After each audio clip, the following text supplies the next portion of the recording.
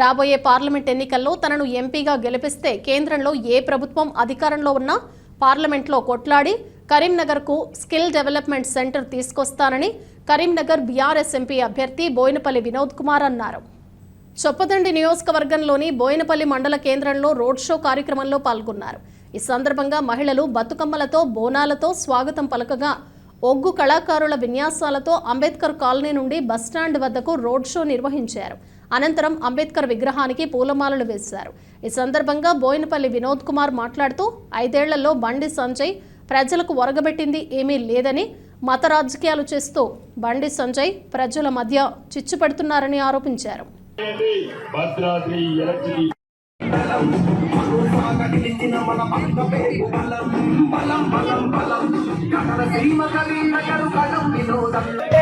సిరిసిల్లా గడపల్లో గులాబీ జెండా ఎగిరేనా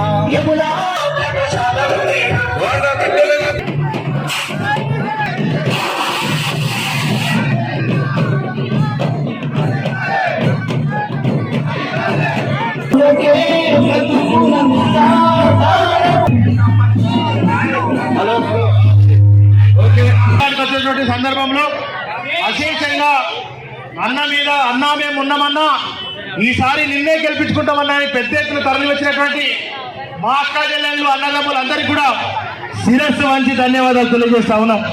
కరీంనగర్ రైలు నడవాలంటే మనం వినోదాన్ని గెలిపించుకోవాల్సినటువంటి బాధ్యత ఎంపీలు మాత్రమే పనిచేయగలుగుతారు. తెలంగాణ సమస్యలు తెలంగాణ కళ్ళతోని, తెలంగాణ గుండెతోని, తెలంగాణ మనసుతోని అర్థం చేసుకునే ఎంపీ ఇలా పార్లమెంట్ లో ఉండాలి.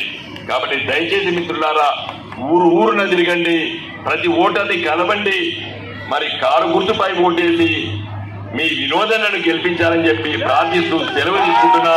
జై తెలంగాణ గురించి చెప్పండి, బండి సంజయ్ చేసిన విషయం చెప్పండి, బీజేపీ పార్టీ గురించి చెప్పాలి.